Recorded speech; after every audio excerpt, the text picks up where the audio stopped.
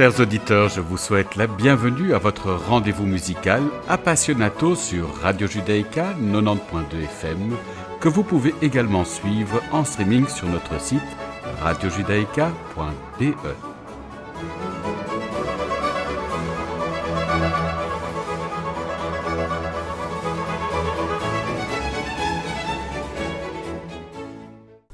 Nous avons l'immense plaisir d'accueillir aujourd'hui Denis Kozhukhin qui vient nous présenter son nouvel album. Bonjour Denis. Bonjour. Alors je résume votre parcours. Né à Gorki en 1986, vous recevez vos premières leçons de piano de votre mère à l'âge de 5 ans. Vous étudiez à l'école de musique Reina Sofia de Madrid avec Dimitri Bashkirov et Claudio Martinez Mener et complétez vos études à l'académie de piano du lac de Côme auprès de Footsong, Stanislas Judenich, Peter Frankel, Boris Berman, Charles Rosen et Andreas Steyer et avec Kirill Gerstein à Stuttgart, lauréat du premier prix du concours Reine-Élisabeth de Bruxelles en 2010, vous vous êtes rapidement imposé comme l'un des plus grands pianistes de votre génération. Vous vous produisez avec de nombreux orchestres internationaux de premier plan, tels que les orchestres symphoniques de Chicago, de Londres et de San Francisco, les orchestres philharmoniques d'Israël, de Londres et de Rotterdam, le Royal Concertgebouw Orchestra, la Staatskapelle de Berlin, l'Orchestre de Philadelphie et le Philharmonia Orchestra. Vous êtes également fréquemment invité au prestigieux festival de Verbier, Gstaad, Dres, Sinandali, Clavirour et Jérusalem, ainsi qu'au BBC Proms. Je vous propose de débuter notre entretien avec l'Andantino du deuxième concerto pour piano en sol mineur opus 16 de Sergueï Prokofiev. Notre invité, Denis Kozhukhin, est entouré de l'Orchestre national de Belgique, placé sous la direction de Marine Haslop.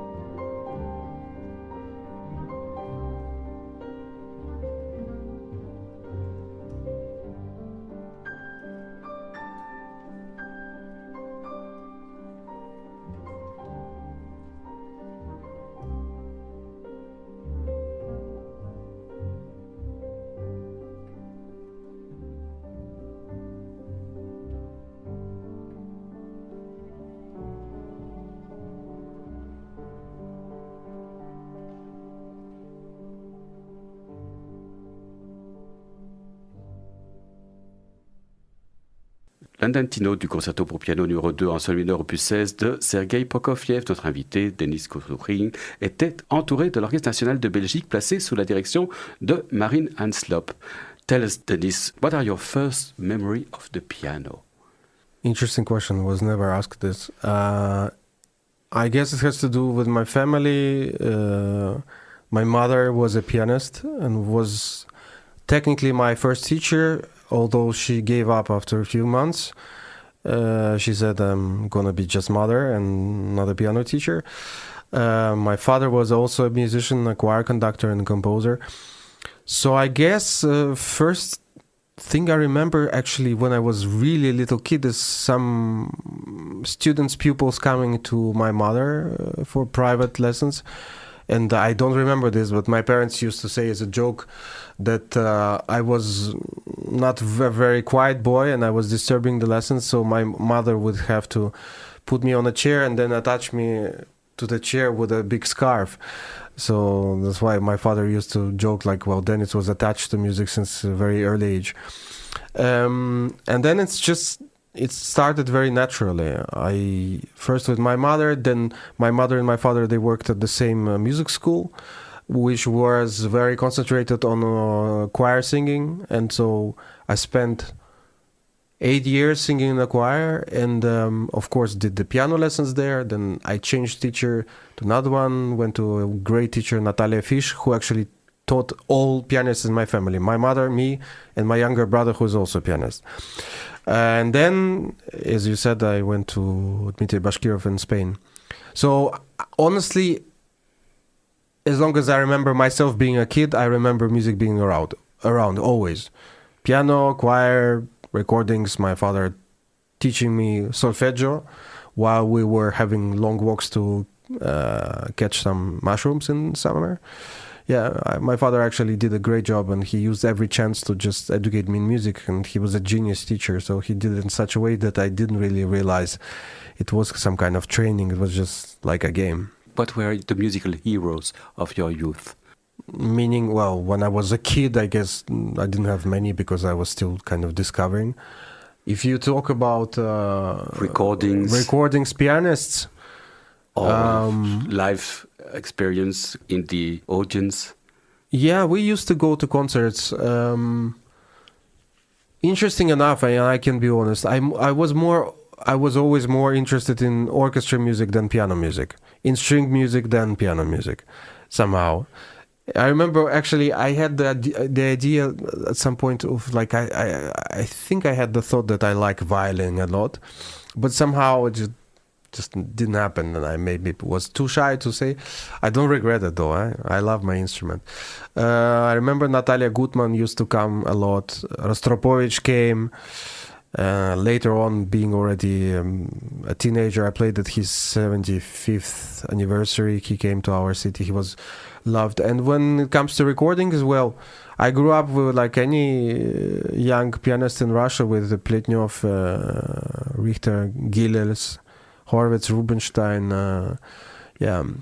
But back then I wasn't, listening to so many recordings. I mean, to some, and especially when I was learning something.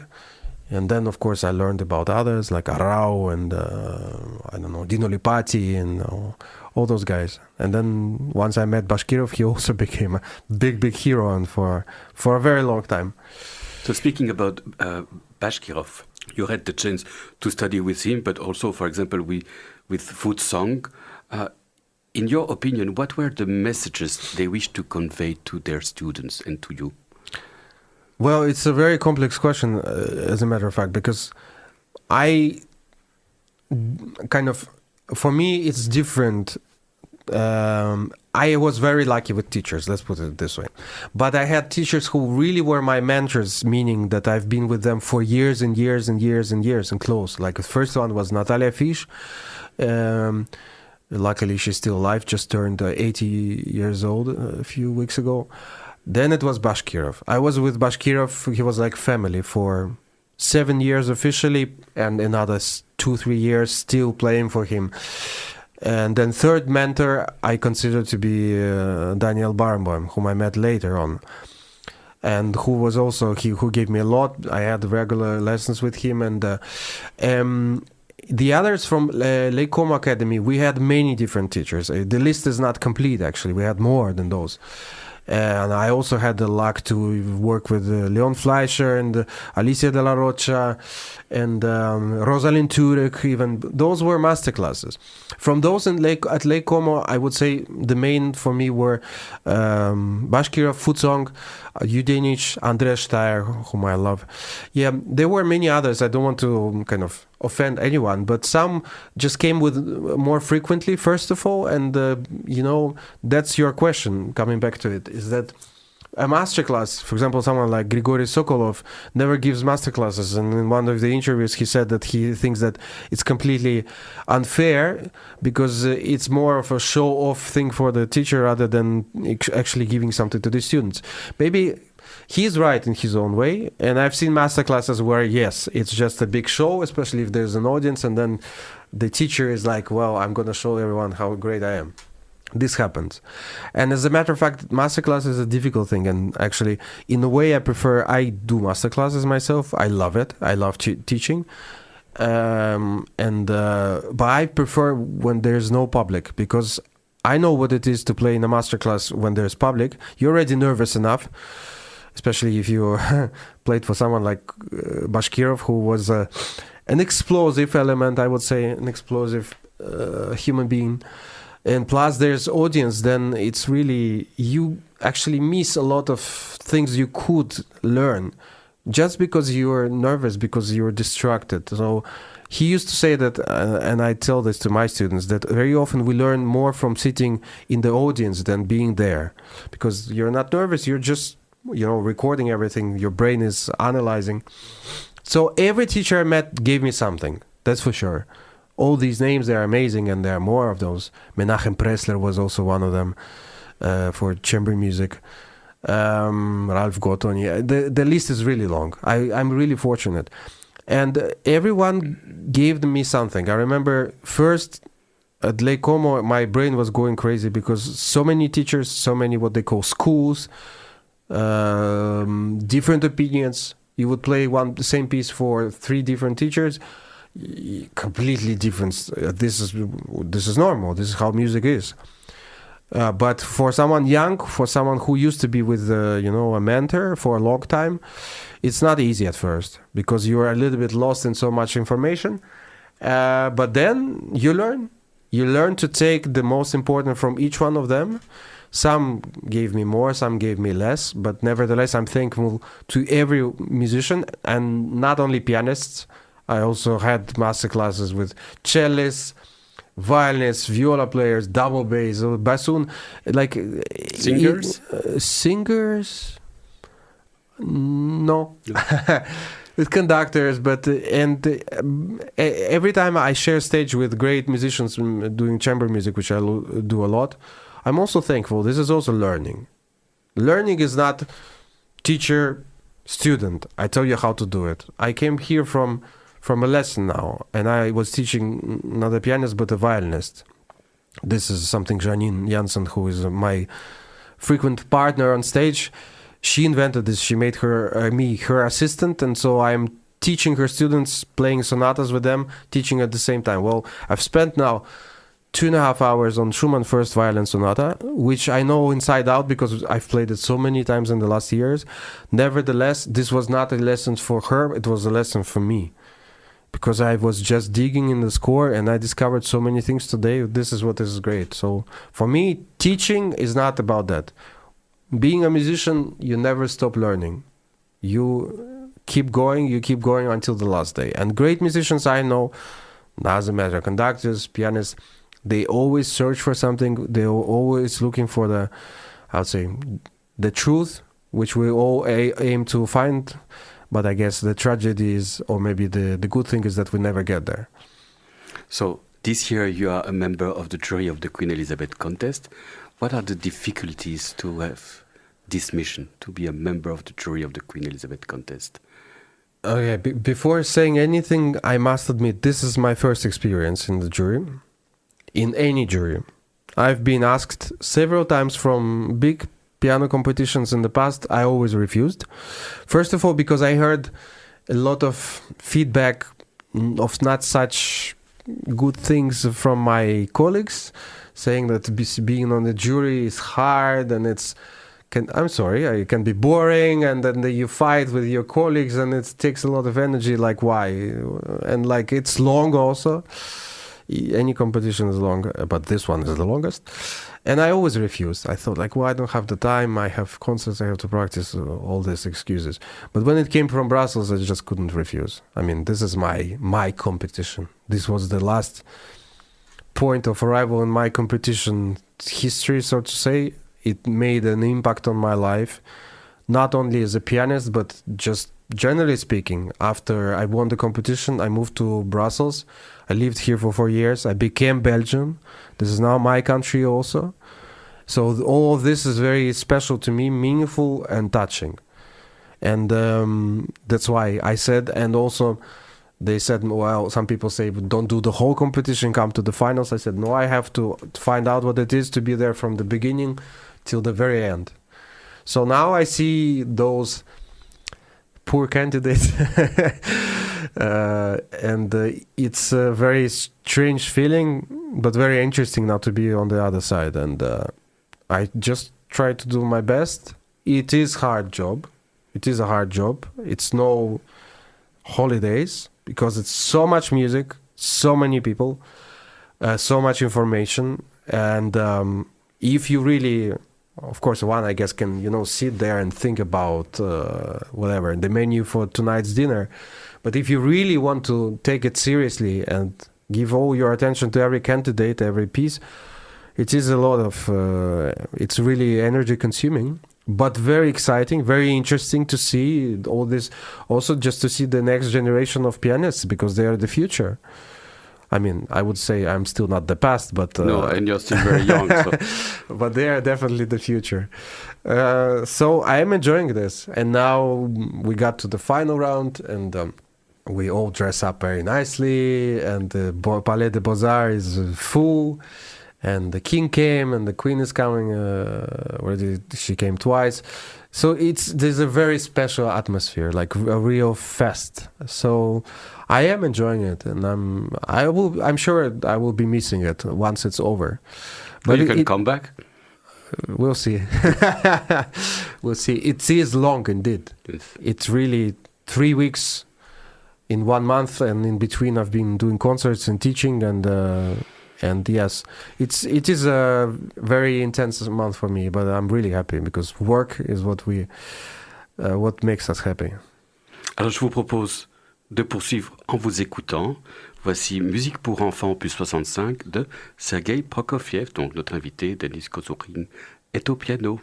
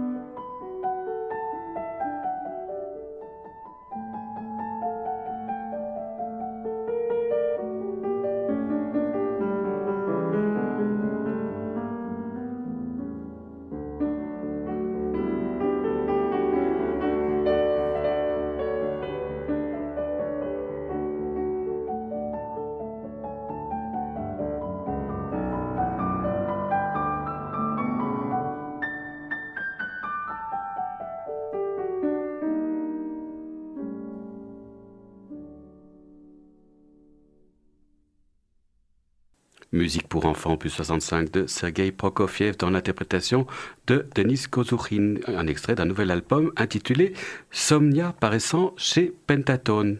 So Denis, you are publishing this month a recital called Somnia. How did you build its program? My first recital, official recital, big recital, I played Tchaikovsky, this album. It was quite a also tragic occasion, I remember, because my teacher's mother passed away just a couple of days before. So my teacher prepared me but missed my concert because she was giving last farewell to her mother.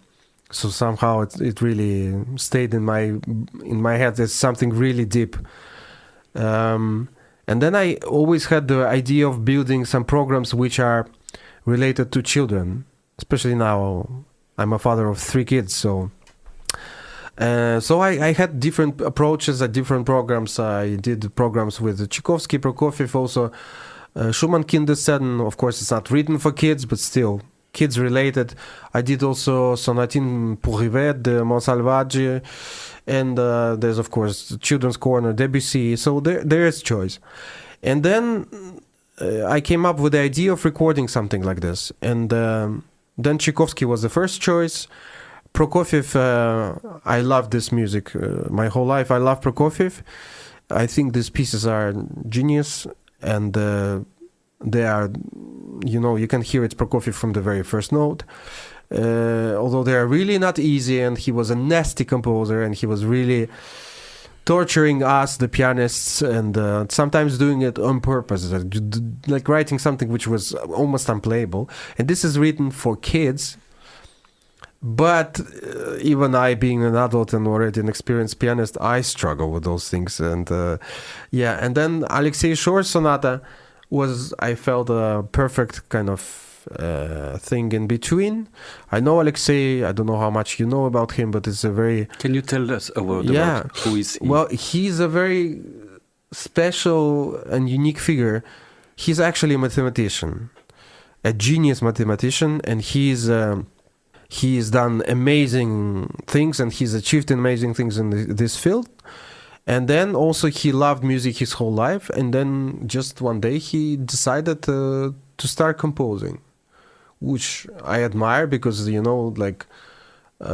someone who is already established as a mathematician, and then go to something absolutely different.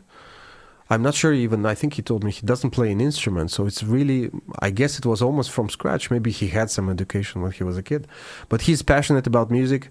Interesting enough, for example, he learned about my existence from my Haydn Sonata CDs, which he still kind of praises, and every time we meet, I saw him recently in Dubai like a month ago, he always remembers it. And then he invites people he likes to play his music. He writes new music, and his music is very wise on this CD. It's very simple. His music is very autobiography-like. Very often, not in this sonata, it doesn't have names, but he has pieces which are called like childhood memories, memories, travel notebook. So it's all about the past, his nostalgia for his childhood, the books he read, important things to him, his mother. Tchaikovsky also had this, one of the pieces called Mother. So all of that, I thought it's going to be a perfect thing. Plus, he's a living composer, a very rare thing nowadays. Usually we deal with composers which are unfortunately already long ago. So I just asked him whether he liked the idea, and then asked Pentatone, and they say, yeah, sure, it's quite original, so let's do it. So this is how it all came together. And do you like to collaborate with living composers? Depends. Really depends. I collaborate with some, Jörg Widmann is one of my favorites, and for example, there's a great Swiss composer, Richard Dubignon, whose music I'm gonna perform. So, but that depends. With no names, I've dealt with composers whose music I didn't want to play much, just it was an occasion, something like this. It really depends. Also personalities, and they either work together or not, and there's of course my personal taste for music. But in any case, it feels special that you can talk to the guy or to the girl and just ask things. And did your collaboration with living composer change your approach to work of dead composers? Well, I guess yes and no. I mean, one thing is that, as I said, the fact that you can ask many questions about the score trains your brain also to ask more questions when you're dealing with the scores of dead composers. What did you mean? Yes, I would say so. And then you ask more and more. Obviously, you cannot ask Schubert how to do. Today, with my student, it was a struggle to understand why Schumann wrote this. 3 different types of accents in the one bar. This indication, this indication, this indication. And then we spend our lives trying to understand it. Because interesting enough, it's a language, I mean, it's not like until they discovered the ancient Egyptian language, they couldn't read it because they didn't know the sign. We know the sign. We learn it since we are kids. So I can tell you, this means more, this means less, this means growing, this means slowing down. We all know that, musicians. But every composer uses this in their own language. It's like, if I put an example, I'm from Russian origin, so our alphabet is Cyrillic. So there are other countries where they write in Cyrillic, but I don't understand anything. Like if you go to Mongolia, for example, they write in Cyrillic, but those words don't make sense to me. So in case of composers, all those things, every one of them, they used it in their own way. So this is what we are trying to decipher and to understand and decode, and it's can be a painful path, but very, very interesting indeed. Alors, je vous propose de poursuivre en écoutant l'allegretto de la 2e sonate d'Alexei Shor dans l'interprétation de notre invité.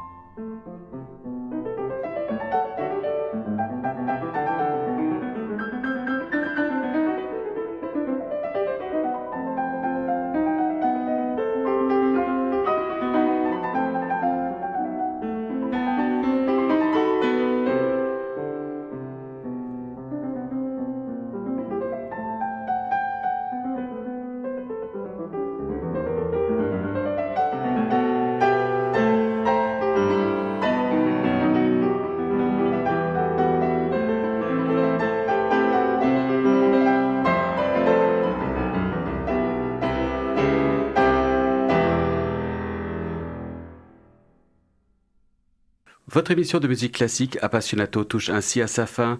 Merci beaucoup, Denis, d'avoir accepté notre invitation. Merci à vous, avec plaisir.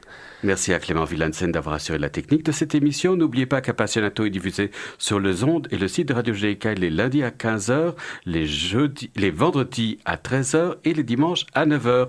Merci, chers auditeurs, de nous avoir écoutés. À la semaine prochaine. D'ici là, portez-vous bien.